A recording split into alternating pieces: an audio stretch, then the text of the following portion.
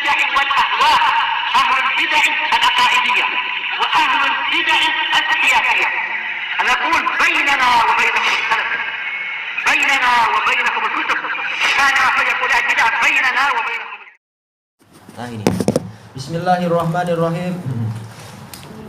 Qala Syekh Abdul Aziz Al-Rasyid rahimahullahu taala, qauluhu ahlu ta'til. Ucapan Syekhul Islam yaitu apa, bahwasanya ahlu sunnah wal jamaah itu pertengahan di antara ahlu ta'til dan ahlu tamsil. Ahlu ta'til qal ay alladzina nafau haqa'iqa asma'illahi wa sifatih. Mereka adalah orang-orang yang meniadakan hakikat nama-nama Allah dan sifat-sifatnya. Berarti kalau meniadakan hakikat berarti apa? Mereka mengatakan itu hanyalah majaz. Seperti orang-orang Jahmiyah mengatakan Allah Ta'ala tidak punya nama dan tidak punya sifat. Lalu untuk apa dikatakan Bismillah Ar-Rahman Ar-Rahim? Kemudian apa? Juga Rabbil Alamin Maliki Yaumiddin, menyebutkan nama-nama Allah sebanyak itu. Mereka mengatakan ini hanyalah majaz, penisbatannya kepada Allah, karena nama-nama tadi adalah nama makhluk, kata mereka. Ini ajaib, gimana nama makhluk? Bismillahirrahmanirrahim, Ar-Rahman Ar-Rahim adalah nama makhluk, padahal nggak disebutkan makhluk di situ. Kata mereka ini adalah nama makhluk. Kenapa? Dinisbatkan kepada Allah sekedar majaz, karena Allah yang menciptakan para makhluk. Ini adalah apa? Mereka adalah orang-orang Jahmiyah yang menentang Allah punya nama dan punya sifat. Kalau tidak punya nama, tidak punya sifat, berarti apa? Tidak layak disembah sebenarnya. Makanya walaupun mereka mengatakan begitu, bahwasanya sesembahan kita Allah, tapi Allah tidak punya nama, tidak punya sifat.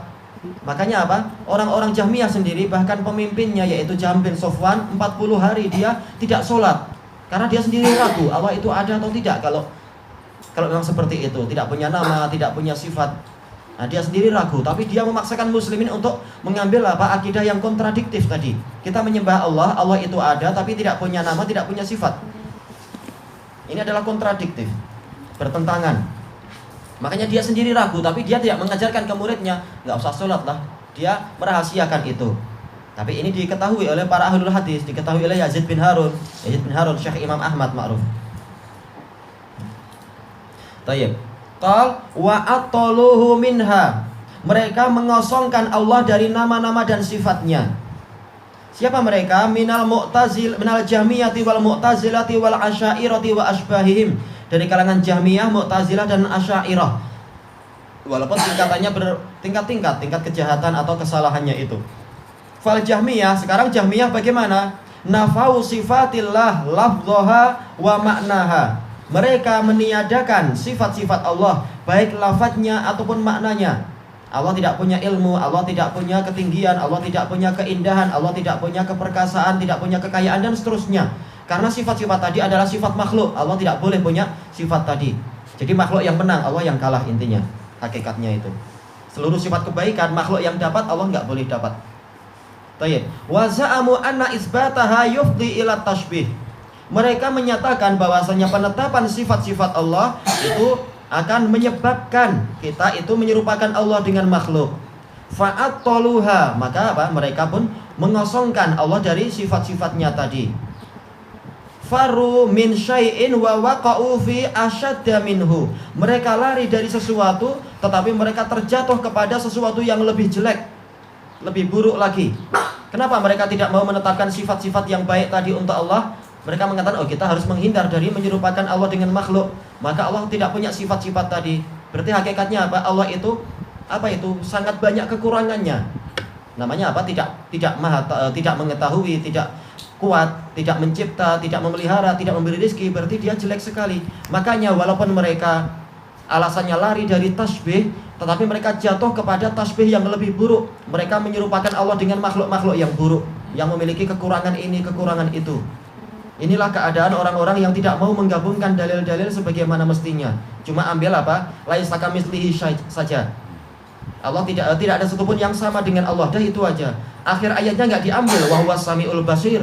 Allah Maha mendengar, Allah Maha melihat. Ini tidak diambil.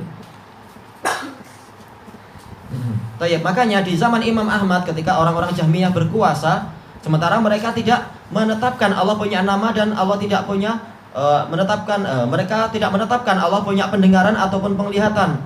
Sementara ayat Al-Quran tidak boleh dibatalkan begitu saja, maka mereka rubah.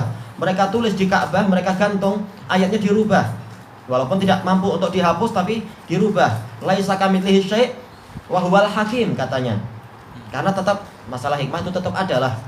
Tapi masalah mendengar dan melihat gak ada. Jadi memang mereka adalah orang-orang yang kalau mampu untuk merubah ayat, mereka akan merubah itu. Tidak beriman kepada Al-Quran.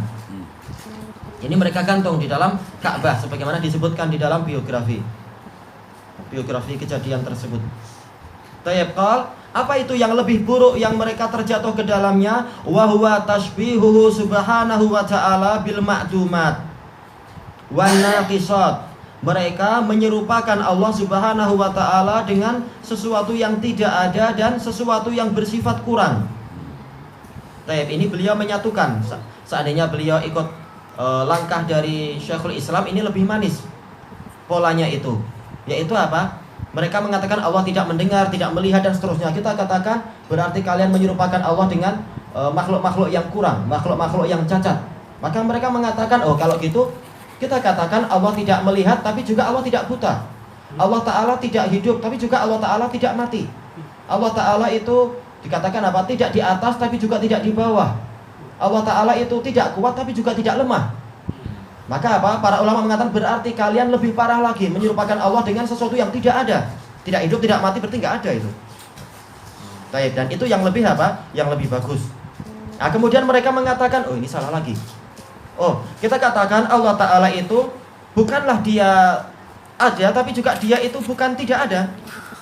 Maka para ulama mengatakan berarti kalian menyerupakan Allah dengan yang lebih buruk, yaitu dengan yang mustahilat, sesuatu yang mustahil. Menyerupakan Allah dengan sesuatu yang mustahil, berarti kalian yang menyerupakan Allah. Jadi lari kemanapun mereka akan apa? Akan kalah ketika mereka tidak ikut dalil. Ya, pola seperti ini baru apa? Lebih manis. Kita ambil tahapan demi tahapan. Kemana mereka lari kita kejar. Jangan langsung apa mereka kita kasih semuanya. Kalian menyerupakan Allah dengan makdumat dan nakisat. Jangan langsung semua, tapi satu-satu kita lihat lari kemana, baru kita ambil itu. Taib. Fashabbahu awwala wa attalu saniya. Summa syabbahu salisa. Pertama kali mereka menyerupakan Allah dengan makhluk. Kenapa? Ketika dikatakan Allah Ta'ala itu maha mendengar lagi maha melihat, langsung yang terbayang di pikiran mereka adalah pendengaran makhluk, penglihatan makhluk.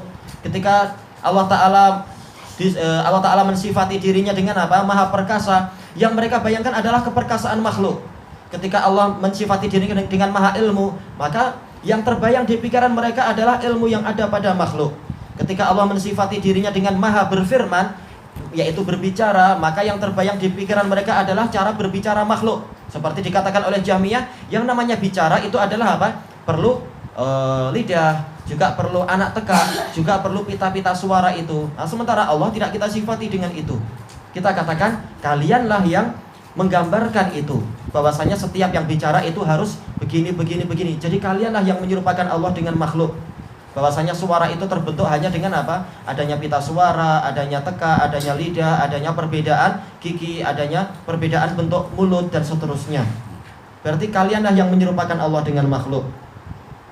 Kemudian apa? Setelah itu mereka mengosongkan. Ketika mereka mengatakan, oh ini berarti sama dengan makhluk. Berarti apa? Oh, jangan kita samakan dengan Allah dengan makhluk. Berarti apa? Dia itu tidak berfirman, berarti dia itu tidak kuat, berarti dia itu tidak berilmu, berarti dia itu tidak melihat dan tidak mendengar.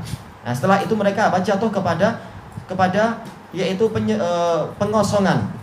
Kemudian manakala mereka mengosongkan seluruh sifat-sifat kesempurnaan Allah, mereka jatuh kepada fase yang ketiga, yaitu tasbih. Menyerupakan Allah dengan makhluk yang cacat. Karena kalau tidak mendengar, tidak melihat, tidak bicara, tidak berilmu, berarti apa? Cacat sekali. Bahkan kalau ada seseorang melamar seorang wanita, ini anak saya, mau nggak nikah dengan anak saya? Free dah. Oh, kenapa free? Oh, bukan free ya istilahnya. Saya siap membayar berapapun, uang segalanya, uang hantaran, uang mahar, bahkan berapa puluh ribu atau berapa juta pun boleh. Nah, anak gadisnya tanya, bagaimana kriteria calon suami saya? Dia nggak cakep, dia juga nggak berilmu, dia juga nggak melihat, dia juga nggak mendengar, dia juga nggak mampu bicara. Nah, sudah, walaupun gratis pun, walaupun bayar mahal pun nggak mau. Ini cacat ini. Coba untuk sesama manusia saja mereka tidak rela. Bagaimana mereka akan menyembah zat yang penuh dengan kecacatan itu? Jadi mereka telah menyerupakan Allah dengan apa? Makhluk-makhluk yang kurang tadi. Menyerupakan Allah dengan apa itu? Makhluk yang bisu, yang buta, yang tuli, yang bodoh, dan seterusnya. Tayyib. Bahkan sifat-sifat Allah itu lebih dari apa? Lebih dari 1000. Berarti kalau mereka kosongkan semua, ini orang Jahmiyah yang kita bahas, berarti bahkan mereka apa? Menjadikan Allah itu lebih buruk dari OKU yang pernah ada. Memanglah. Maka betul kata para ulama, mereka lari dari sesuatu dan mereka jatuh pada sesuatu yang lebih buruk lagi. Tayyib. Fa inna man la sifata lahu bil kulliyah la wujudalah. Karena sesuatu yang sama sekali tidak punya sifat secara keseluruhan, berarti dia itu tidak ada. Tayyib. Ini untuk apa? Untuk poin yang hampir terakhir yang kita sebutkan tadi. Harusnya apa? Kita buat secara bertahap. Mereka meniadakan dari Allah sifat kesempurnaan. Kita katakan, oh berarti kamu menyerupakan Allah dengan apa? Makhluk-makhluk yang kurang tadi. Nah, ketika mereka mengatakan Allah tidak punya sifat kesempurnaan, tapi juga tidak punya sifat kekurangan, oh berarti apa? Kita katakan berarti kamu mengatakan Allah tidak ada. Nah, baru kita sampai ke situ pelan-pelan. Baik, kita lanjutkan. Fa inna man laisa lahu sam'un wala basarun wala qudrah, karena sesuatu yang tidak punya pendengaran, tidak punya penglihatan, tidak punya kemampuan, wala iradah, tidak punya keinginan, wala huwa fauq wala asfal, tidaklah dia di atas dan tidaklah dia di bawah, wala yamin, tidak dia di kanan, wala shimal, tidak dia di kiri. Memang ini ucapan orang Jahmiyah semua. Ila akhiri ma huwa maujud fi kitabihim fi kutubihim, sampai pada akhir yang mereka sebutkan dalam kitab-kitab mereka, laisa lahu wujudun bil kulliyah, berarti dia tidak ada itu. Baik. Iya, karena mengatakan apa? Tidak ini dan tidak itu, tidak hidup dan tidak mati, berarti apa? Ini tidak ada berarti. Baik, setelah itu baru mereka akan mengatakan, oh ini hujah yang kuat sekali dari Ahlussunnah. Oh kita katakan, pokoknya Allah Ta'ala itu tidak kita katakan dia wujud, tapi juga kita tidak katakan dia tidak wujud. Nah, kita katakan kalian menyerupakan Allah dengan mumtani'at, sesuatu yang mustahil. Berarti tetap kemanapun kalian lari, kalian itulah yang musyabbih, bukan kami. Kalianlah yang mujassim, bukan kami. Menyerupakan Allah dengan sesuatu yang lain. Tayyib, qal bal huwa muqaddarun fil adhan la wujudalahu fil a'yan. Bahkan sesembahan yang kalian sebut tadi itu, tidak ini, tidak itu, dan seterusnya, itu hanya mungkin hanya mungkin ditetapkan di dalam pikiran, dan tidak mungkin dia terwujud di suatu zat. Ya kenyataan nggak ada. Kenapa? Karena pikiran kita mungkin untuk membayangkan sesuatu yang mustahil itu mungkin. Sesuatu yang dia itu apa? Seperti disebutkan oleh para ulama, pikiran kita mampu untuk membayangkan, tapi sekitar membayangkan. Ada seseorang yang dia itu lahir dalam keadaan memiliki 5 kepala. Masing-masing kepala bahasanya lain-lain. Ini pikiran manusia mungkin, tapi kenyataannya nggak akan pernah ada itu. Juga apa? Pikiran itu mampu membayangkan adanya suatu zat yang sama sekali tidak punya sifat, tapi kenyataannya nggak akan mungkin ada. Berarti sebenarnya mereka memang apa? Menentang adanya Allah. Makanya para ulama mengatakan kalau musyabbihah mereka adalah apa? Ya'buduna sonama. Sementara apa? Kalau mu'attilah mereka itu apa? Ya'buduna adama. Musyabbihah yang menyerupakan Allah dengan makhluk, mereka menyembah patung. Karena mereka menggambarkan Allah tangannya begini, kepalanya begitu, wajahnya begini. Berarti apa? Mereka adalah menyembah patung sebenarnya. Sementara kalau mu'attilah yang mengosongkan sifat-sifat Allah, ya'buduna adama. Mereka menyembah sesuatu yang tidak ada. Karena memang kenyataannya tidak ada apa yang mereka gambarkan tadi. Olah Allah yang mereka inginkan itu. Dan ini adalah apa? Hasil dari kemajuan orang-orang yang tidak mendapatkan hidayah, kemajuan yang sebenarnya mundur jauh sekali. Yaitu apa? Belum pernah mereka lihat Allah, belum pernah mereka dengar langsung sebagaimana yang pernah didengar oleh Nabi, kalamullah dan sebagainya. Dan mereka bukanlah orang yang mendapatkan wahyu langsung, tapi dapat berita dari wahyu-wahyu Allah tidak terima. Bahkan mereka mengatakan Allah yang betul adalah begini, begini, begini. Padahal Allah sudah ada sebelum mereka ada. Gimana mereka membuat syarat Allah yang betul adalah begini? Itu adalah kelancangan yang aneh. Seperti kelancangannya orang-orang Syiah Rafidhah mengatakan kami kafir terhadap Rabb yang punya sifat. Ya sudah, memang mereka yang mengakui diri mereka sendiri adalah apa? Bukan muslim. Dan ini adalah apa? Diambil dari akidah Jahmiyah. Karena memang orang-orang Syiah Rafidhah dalam masalah asma wa sifat, mereka adalah kebanyakannya adalah Jahmiyah, Jahmiyah Mu'tazilah. Baik, kita ambil kalam terakhir. Ta'alallahu an qaulihim uluwan kabira. Maha tinggi Allah terhadap ucapan mereka itu dengan ketinggian yang besar. Baik, yang berikutnya besok insyaallah wallahu a'lam.